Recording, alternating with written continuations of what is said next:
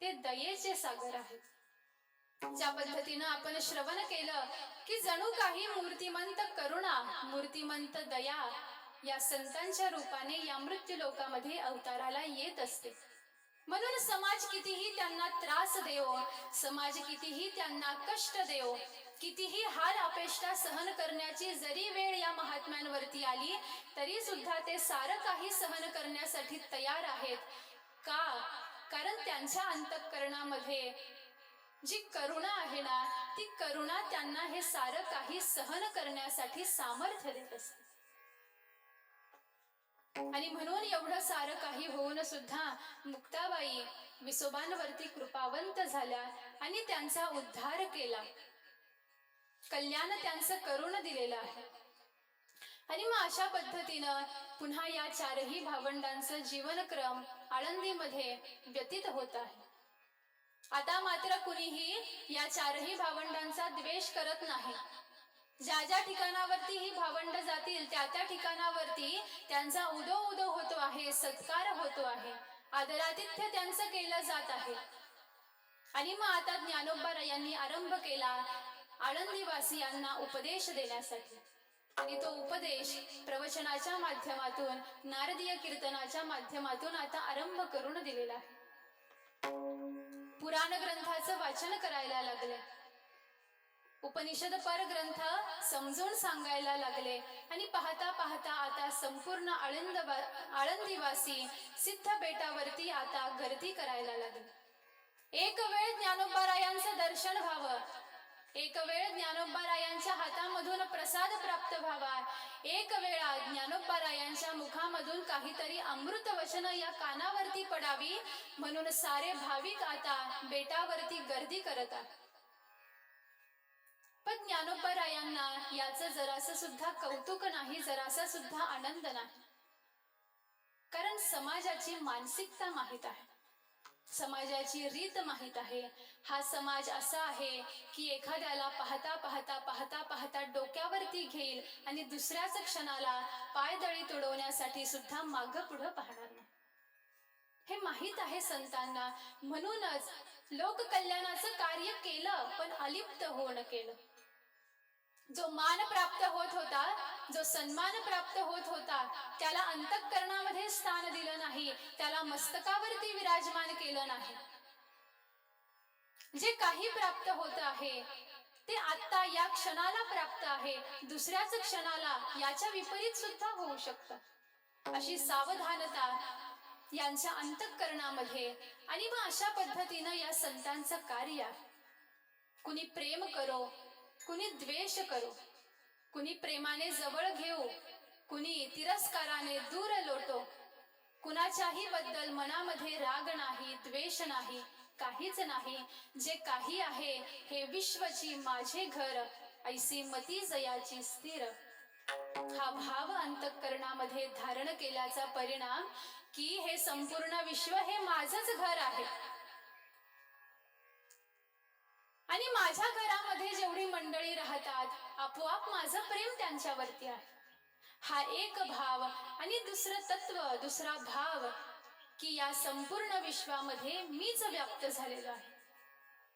मला जर का विसोबांनी मारलं तर मला कोणत्या दुसऱ्या पुरुषाने मारलं असं नाही, तर मीच स्वतःहून मला मारून घेतलं. हा भाव ज्ञानोबारायांचा. कारण गुरुचा जो उपदेश होता, गुरु परंपरेनुसार जे ज्ञान निवृत्तीनाथांनी अंतःकरणामध्ये स्थिर केलेलं होतं, ते ज्ञान स्थिर झाल्याचा परिणाम की चराचरामध्ये दुसरं कुणीही दिसत नाही, केवळ दिसतात ते एकमेव भगवंत. माझाच परमात्मा या अणु अणुमध्ये, रेणू रेणूमध्ये, चराचरामध्ये व्याप्त झालेला आहे. आणि जे जे दर्शन मला या नेत्रांनी होत आहे ते दर्शन केवळ माझ्या भगवंतांचंच आहे. जय जय दृष्टि दिसते ते हरि रूपा, जय जय दृष्टि दिसते ते हरि रूपा, दिसते ते हरि रूपा, जय जय दृष्टि दिसते ते हरि रूपा, जय जय दृष्टि दिसते ते हरि रूपा, जय जय दृष्टि दिसते ते हरि रूपा, जय जय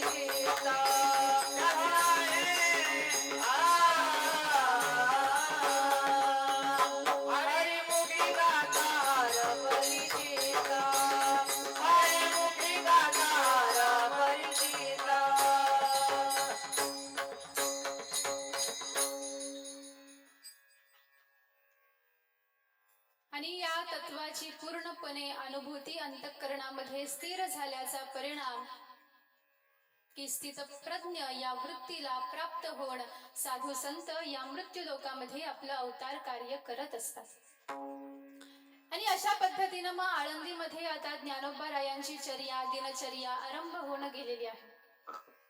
इकडे पुनतांबा क्षेत्रावरती जे चांगदेव महाराज 2 महिन्यानंतर समाधीमधून जागे होणार होते. 2 महिन्याचा काळ उलटून गेला. चांगदेव महाराजांनी समाधीमधून जागे होऊन ज्या वेळेला आपले नेत्र उघडले त्यावेळेला समोर पाहतात तर समोर एकही प्रेत नाही, एकही मनुष्य समोर उभा नाही. समोर आहेत ते केवळ आपले मोजके सतशिष्य. आणि आश्चर्य वाटलं. म्हटले इथून माग ज्या वेळेला मी समाधीमधून जाग व्हायचो त्या वेळेला नेत्र उघडले की समोर प्रेतांची गर्दी दिसायची आणि आज तर कुणीच नाही. मग प्रश्न केला, म्हटले प्रेत आता आली नाहीत का? त्यावेळेला एका सतशिष्याने सांगितलं, म्हटले महाराज ज्या वेळेला तुम्ही समाधीस्थ झालेले होते ना त्यावेळेला एक छोटीशी मुक्ताबाई नावाची कन्या आणि तिच्यासोबत तिचे 3 भावंड या क्षेत्रावरती आले होते. आणि मुक्ताबाईनं एका क्षणामध्ये कुत्र्याचे हाडं त्यांच्यावरून ओवाळली आणि हाडं ओवाळल्याचा परिणाम असा झाला की एकाएकी मेलेली सारी मनुष्य ही पुन्हा जिवंत झाली. आणि ज्या वेळेला चांगदेव महाराजांनी हा प्रसंग ऐकला त्यावेळेला म्हटले त्यांची नावं काय आहेत? सतशिष्यानं सांगितलं, म्हटले जे श्रेष्ठ आहेत ज्येष्ठ जे आहेत त्यांचं नाव निवृत्तीनाथ, सोपानदेव, मुक्ताबाई आणि ज्ञानोबा राय. चांगदेव महाराज हे योगी होते. 14 विद्या 64 कलांचं पूर्ण अध्ययन त्यांचं झालेलं होतं. योग साधनेमध्ये निपुण होते. हठयोग प्राप्त करून घेतलेला होता. सारे योग माहित होते. ज्योतिषशास्त्र माहित होतं. आणि मग ज्या वेळेला ह्या 4ही भावंडांची नावं ऐकली त्यावेळेला पत्रिका तयार केली, भविष्य पाहिलं, ज्योतिषशास्त्र याचा ज्या वेळेला विचार केला त्यावेळेला लक्षात आलं की मुक्ताबाईनं ही जी घटना केली ही सत्य आहे. माझे सतशिष्य मला खोटं बोलत नाही, जे काही घडलं ते सत्य आहे. आणि एवढ्या वेळामध्ये पुन्हा चांगदेव महाराजांचे 2 सतशिष्य जे पैठण क्षेत्रामध्ये होते ते सुद्धा तिथं येऊन पोहोचले. चांगदेव महाराजांनी विचारलं, म्हटले कुठं गेलेले होता? त्यावेळेला त्यांनी सांगितलं, म्हटले आम्ही पैठण क्षेत्रामध्ये होतो आणि पैठण क्षेत्रामध्ये एका बालकाने अतिशय लोकविलक्षण चमत्कार करून दाखवला. म्हटले वय पाहिलं तर अतिशय लहान होतं, 4 भावंडे होती म्हटले महाराज. आणि रेड्याच्या मुखामधून त्यांनी वेद बोलावला. एवढंच नाही तर पितरांना सुद्धा जीव घातलं. आणि आम्ही तर असं ऐकलं की जो मनुष्य मेलेला होता त्याला सुद्धा आवाज देऊन यांनी उठवलं. एक मशीद होती दगडामातीची बांधलेली, तिला सुद्धा बोलायला लावलं. आणि अशी ही 4 भावंड आहेत की ज्यांनी आपला चमत्कार दाखवून या सकळ लोकांना आपल्या आश्रित करून घेतलं. ज्या वेळेला चांगदेव महाराजांनी हे ऐकलं त्यावेळेला आश्चर्य वाटलं. म्हटले मला असं वाटायचं की या मृत्यू लोकामध्ये केवळ मीच एक असं आहे की जो योगीराज आहे, की ज्याने स्वतःच्या सामर्थ्यावरती 14 वेळेला काळाला परत पाठवलं आणि स्वतःचा देह राखून ठेवला. पण आता मात्र चांगदेव महाराजांचा सुद्धा हा भ्रम दूर झाला आणि चांगदेव महाराजांच्या मनामध्ये इच्छा उत्पन्न झाली या 4ही भावंडांची भेट घेण्याची. आणि चांगदेव महाराज आपल्या सतशिष्यांना म्हणायला लागले, म्हटले आपण या 4ही भावंडांची भेट घेण्यासाठी जाऊ. पण एका शिष्याने शंका उपस्थित केली. म्हटले पहा महाराज, मला असं वाटतं या भावंडांनी जी कृती केली ना, ज्ञानेश्वरांनी जे कार्य केलं ना, मला असं वाटतं ते त्यांनी सिद्धीच्या बळावरती केलं. आणि आपण जर का त्यांचा शोध घेत घेत जर का प्रवास करायला लागलो आणि त्यांची भेट घेतली आणि भेट घेतल्यानंतर जर का आपल्या लक्षात आलं की त्यांना जी सिद्धी प्राप्त झालेली होती त्या सिद्धीचा उपयोग केल्याचा परिणाम की आता त्यांच्याकडून ती सिद्धी नष्ट झालेली आहे, तर आपण केलेले एवढे सायास हे विफल होऊन जाते, आपल्याला व्यर्थ कष्ट करावे लागतील. म्हणून आपण एक काम करू, आधी आम्ही त्यांचा शोध घेतो, ते कुठं आहेत, कुठं राहतात याचा शोध घेतो. सर्वप्रथम आम्ही त्यांची भेट घेतो आणि ज्या वेळेला आमच्या लक्षात येईल की नाही हे अजूनही सिद्धच आहेत, मग त्यावेळेला तुम्हाला निरोप देऊ आणि मग आपण सारे पुन्हा एक वेळेला त्यांची भेट घेण्यासाठी जाऊ. चांगदेव महाराजांना हा विचार पटला. म्हटले तुम्ही त्यांचा शोध घेणार आहात ना, तर एक काम करा, तसं जाऊ नका, मी त्यांना एक पत्र लिहून देतो. ते पत्र तुम्ही तुमच्या सोबत घ्या आणि ज्या वेळेला तुम्हाला त्यांची भेट होईल त्यावेळेला त्यांच्या हातामध्ये ते पत्र द्या आणि मग जशा पद्धतीनं ते त्या पत्राचं उत्तर देतील त्याच्यावरून तुमच्या माझ्या लक्षामध्ये येईल की ते अजूनही सिद्ध आहेत की आता त्यांच्या जवळ असलेल्या सिद्ध्या ह्या नाहीशा झाल्या. आणि चांगदेव महाराज आता पत्र लिहिण्यासाठी विराजमान झाले. हातामध्ये लेखणी घेतली, समोर कोरा कागद आहे. पत्राला आरंभ करण्यापूर्वी विचार करतात काय लिहावं. चिरंजीव लिहावं तर अलौकिक कार्य केलेलं आहे, जे कार्य मी सुद्धा करू शकलो नाही असं कार्य यांनी केलेलं आहे. आणि मी असं ऐकलेलं आहे हे तर अवतारी पुरुष आहेत, मग जो अवतारी महात्मा आहे त्याला चिरंजीव ही पदवी देणं योग्य नाही. मग म्हटले आता तीर्थरूप लिहू, पण तीर्थरूप कसं लिहिणार, वय जर पाहिलं तर बालरूप आहे. काय लिहावं काहीच सुचलं नाही. बराच वेळ विचार केला. एवढ्या वेळामध्ये एक सतशिष्य येऊन पोहोचला. म्हटले महाराज, अहो तुम्ही अजून पत्र लिहिलं नाही का? महाराजांनी मनामध्ये असलेली शंका सांगितली. म्हटले काय लिहू?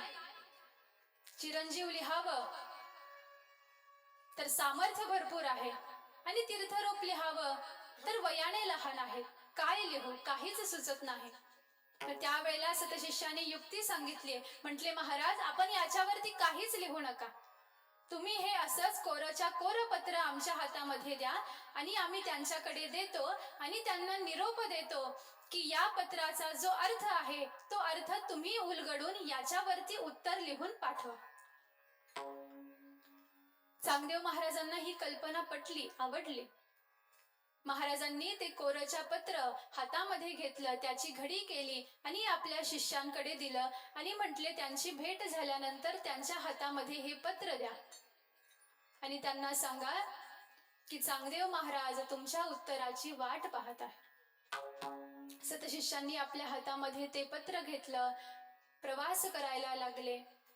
ज्या ज्या गावावरती ज्ञानोबराय गेले होते त्या त्या गावामध्ये जाऊन विचारणा केली. म्हटले महाराज कुठं राहतात?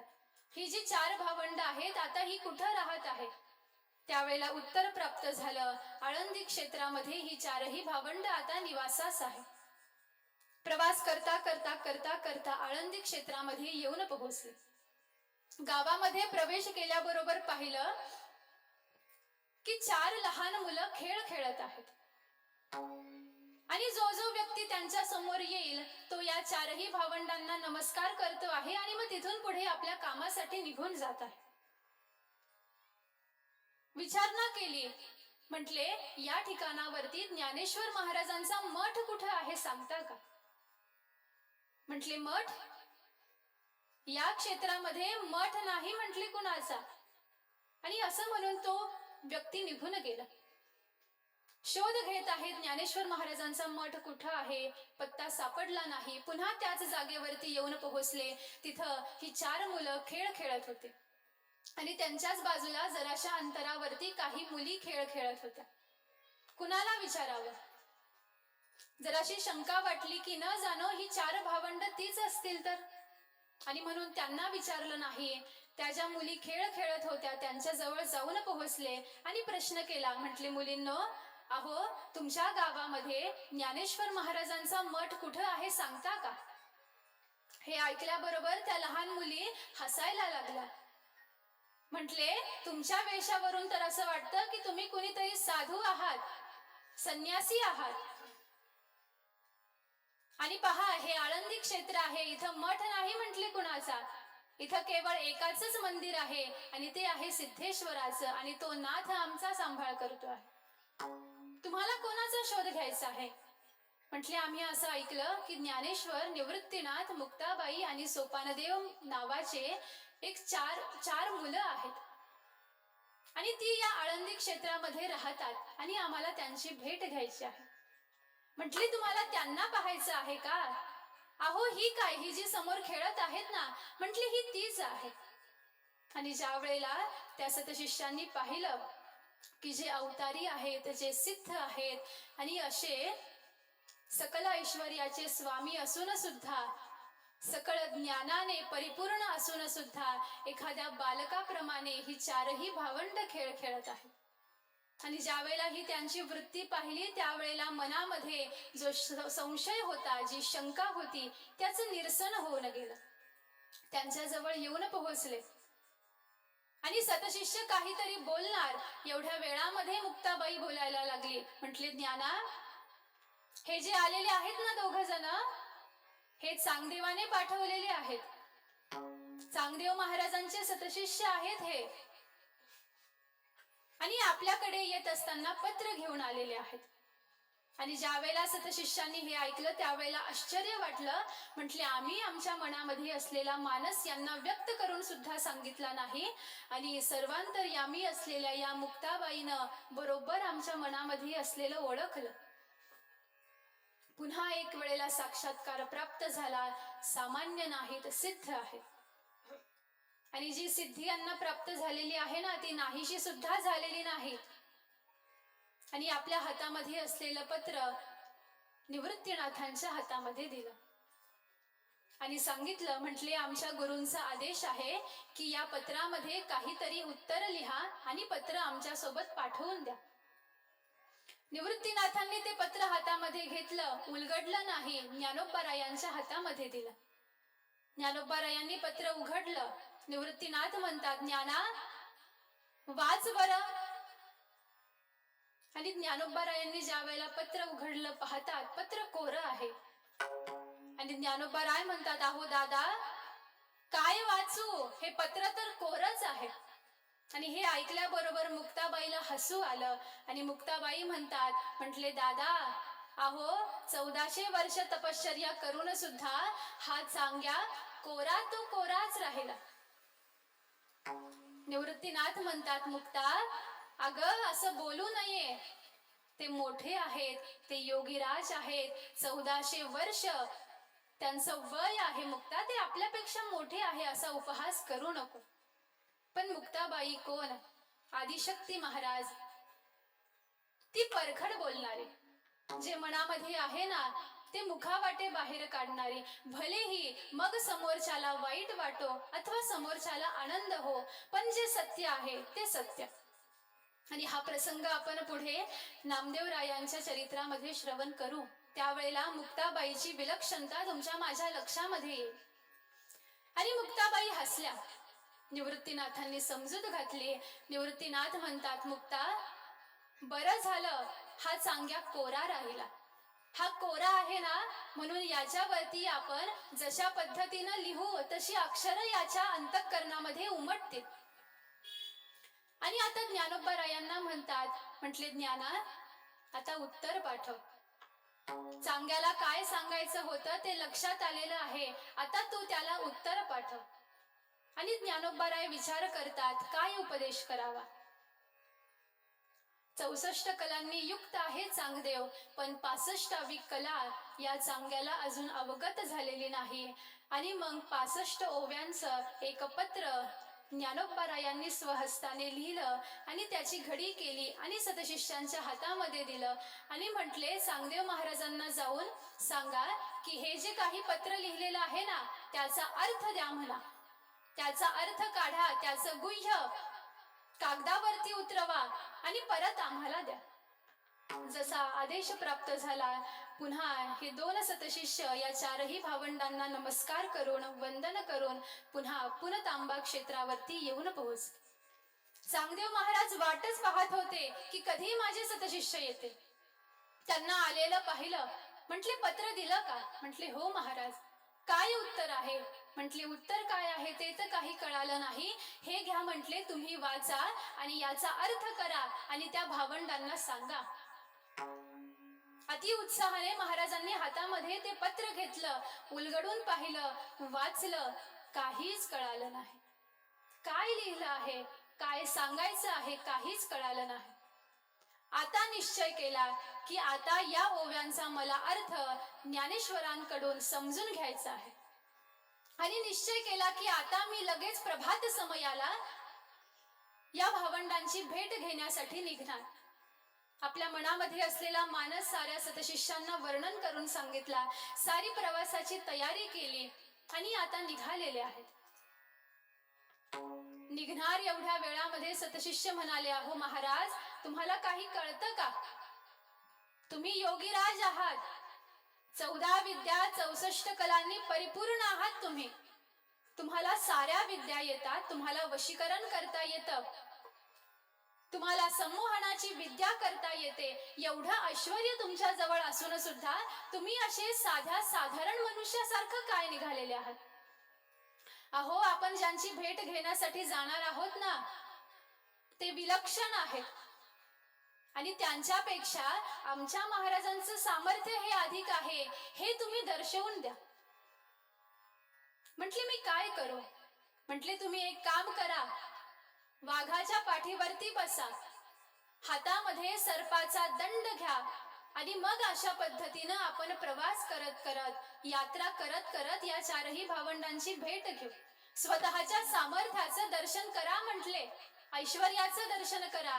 आणि जर का ते भावंड जर का खरंच तुमच्यापेक्षा ऐश्वर्याने आणि सामर्थ्याने कमी असतील तर तुमचं हे वैभव पाहून ते पुन्हा तुमच्या चरणाजवळ येतील. चांगदेव महाराजांना हा विचार पटला. वाघावरती विराजमान झाले, हातामध्ये सर्पाचा दंड घेतलेला आहे आणि मग ही सारी यात्रा चांगदेव महाराजांसोबत त्यांचा 1,00,000 शिष्य परिवार सोबत होता. भाविक होते, भक्त होते, ज्यांची श्रद्धा होती महाराजांवरती, ते सारे काही आता महाराजांसोबत ज्ञानोबारायांची भेट घेण्यासाठी निघालेले आहेत. प्रवास करता करता करता करता इंद्रायणी तीरावरती येऊन पोहोचले. सर्वप्रथम आपल्या शिष्यांना निरोप दिला. म्हटले ज्ञानेश्वरांना जाऊन सांगा की चांगदेव महाराज भेट घेण्यासाठी आलेले आहेत, इंद्रायणीच्या काठावरती आहेत, तुम्ही त्या ठिकाणावरती या आणि त्यांना दर्शन द्या. 2 सतशिष्य येऊन पोहोचले. प्रभात समय होता. ही चारही भावंड, थंडीचे दिवस होते त्यामुळे ऊन घेण्यासाठी भिंतीवरती विराजमान झालेली होती. मुक्ताबाईनं पाहिलं, परत त्या दिवशी आलेले 2 शिष्य पुन्हा आज आलेले आहेत आणि त्यांनी काही बोलायच्या अगोदरच मुक्ताबाई म्हणायला लागली. म्हटले दादा, तू दिलेल्या उत्तराचा अर्थ या चांग्याला अजूनही कळाला नाही आणि म्हणून त्याच्यासाठी हा आला वाटतं. आणि एवढ्या वेळामध्ये ते सतशिष्य येऊन पोहोचले आणि त्यांनी सुद्धा तोच निरोप दिला. म्हटले आमचे महाराज इंद्रायणीच्या काठावरती आलेले आहेत आणि आपली भेट घेण्याची इच्छा मनामध्ये आहे, आपण त्यांना दर्शन देण्यासाठी कृपा करून लगेच आमच्या सोबत चला. म्हटले काही हरकत नाही, आपण पुढे व्हा, आम्ही आलोच.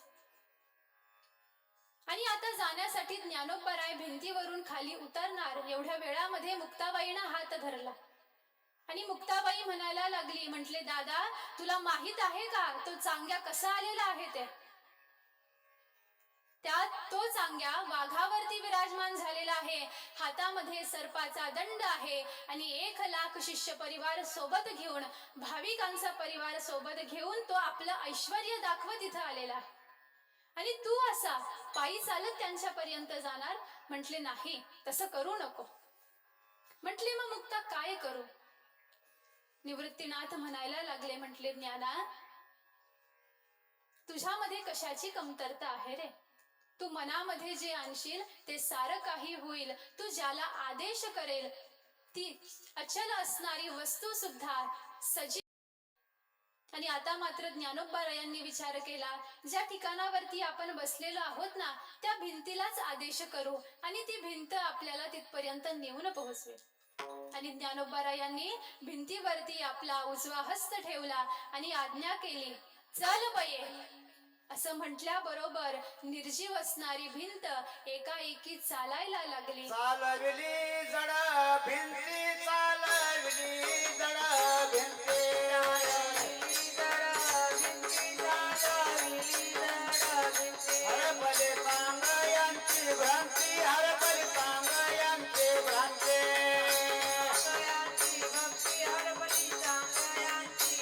मोक्षे मार्गाचा संगती, मोक्षे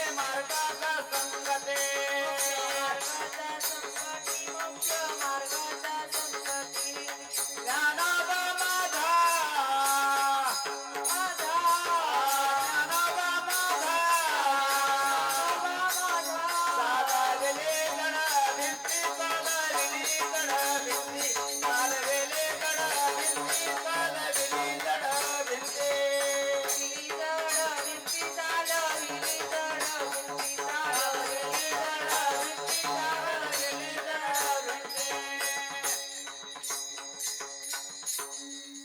आणि ज्या वेळेला ज्ञानोबारायांचं हे सामर्थ्य चांगदेव महाराजांनी पाहिलं, मनामध्ये असलेला अहंकार गळून गेला.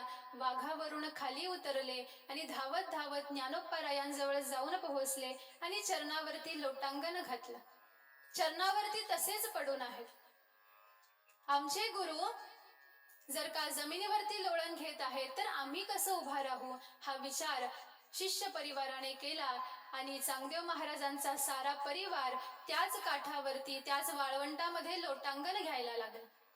बराच वेळ होऊन गेला. ज्ञानोबारायांनी चांगदेव महाराजांना अजून उठवलंच ना. निवृत्तीनाथ म्हणायला लागले, म्हटले, ज्ञाना, अरे अजून किती परीक्षा पाहशील, उठव म्हटले त्याला. जोपर्यंत तू उठवणार नाहीस ना तोपर्यंत हा इथंच पडून राहील. आता मात्र ज्ञानोबारायांनी आपल्या दोन्ही हाताने चांगदेव महाराजांना सावरलं, उठून उभं केलं आणि घट्ट मिठी दान केली, आलिंगन दान केलं. आणि जणू काही या आलिंगनाच्या माध्यमातून ज्ञानोबारायांनी आपल्या अंतःकरणामध्ये असलेला बोध चांगदेव महाराजांच्या अंतःकरणामध्ये दिला. आणि तद्वेळेपासून चांगदेव महाराजांचा अहंकार नष्ट होऊन गेला आणि ज्ञानोबारायांप्रती महाराजांच्या अंतःकरणामध्ये भक्तिभाव उत्पन्न झाला. ज्ञानोबारायांच्या चरणावरती विराजमान झाले. बाजूला मुक्ताबाई विराजमान झालेल्या आहेत, निवृत्तीनाथ विराजमान झाले, सारा शिष्य परिवार विराजमान झालेला आहे. आणि चांगदेव महाराज आता प्रार्थना करतात. म्हटले, ज्ञानोबाराय, मला दीक्षा द्या, मला अनुगृहीत करा. जो बोध तुम्ही या ओव्यांच्या मार्फत मला समजावून सांगण्याचा प्रयत्न केला ना, तो बोध माझ्या नाही लक्षात आला. या ओव्यांचं निरूपण करून मला सांगा. आणि जोपर्यंत तुम्ही निरूपण करणार नाही तोपर्यंत मी तुमच्या चरणाजवळून हलणार सुद्धा नाही. आणि ज्ञानोबाराय म्हणतात, म्हटले, चांगदेव महाराज, या ओव्यांचा अर्थ मी तुम्हाला सांगणार नाही, तुमची गुरु मुक्ताबाई सांगेल. आणि मुक्ताबाईच्या हातामध्ये ते पत्र दिलं. आणि या प्रसंगामध्ये मुक्ताबाईनं चांगदेव महाराजांना अनुगृहीत केलं, दीक्षा दान केली, गुरु परंपरेनुसार असलेला उपदेश दान केला. आणि या 65 ओव्यांचा अर्थ, गूढार्थ वर्णन करून सांगितला. आणि तद्वेळेपासून चांगदेव महाराज हे मुक्ताबाईचे सतशिष्य होऊन गेले. अशा पद्धतीनं मुक्ताबाईनं ज्ञानोबारायांनी आपल्या सतशिष्यासाठी अशा प्रकारची ही अलौकिक लीला केली. आणि त्याचा परिणाम की गेल्या अनेक जन्मांपासून जो मुक्ताबाईचा सतशिष्य, मुक्ताबाईचं जे लेकरू या मृत्यू लोकामध्ये भटकत होतं, अज्ञानामध्ये भटकत होतं, ते लेकरू आता गेल्या कित्येक वर्षानंतर मुक्ताबाईला परत प्राप्त झालं. मुक्ताबाईनं आपल्या सतशिष्याचा स्वीकार केला, अंगीकार केला. आणि तद्वेळेपासून मग चांगदेव महाराज अखंड मुक्ताबाईच्या सेवेमध्ये राहिले. अशा पद्धतीनं हे चरित्र, हा पराक्रम मुक्ताबाईच्या रूपाने, ज्ञानोबारायांच्या रूपाने, निवृत्तीनाथांच्या रूपाने या मृत्यू लोकामध्ये साकार होतो आहे. आता कशा पद्धतीनं चांगदेव महाराजांचं पुढचं जीवन काय आहे, कशा पद्धतीनं नामदेव रायांना आपल्या सद्गुरूंचा अनुग्रह प्राप्त होतो, कशा पद्धतीनं ज्ञानोबा राय वारीची परंपरा आरंभ करतात आणि कशा पद्धतीनं ज्ञानोबा रायांना पांडुरंगाचं दर्शन होतं, त्यांचं मुखकमल पाहिल्याबरोबर ज्ञानोबा रायांची अवस्था काय होते, हा सारा कथा भाग तुम्ही मी सुद्धा श्रवण करू उद्याच्या सत्रामध्ये. झालेली सेवा गुरु महाराजांच्या चरणी समर्पित करू आणि देऊ या ठिकाणावरती आजच्या सेवेला पूर्ण विराम. माऊली ज्ञानेश्वर महाराज की जय. आरती घ्या. आरती पेटो, आरती पेटो, घ्या ना आरती घ्या ना.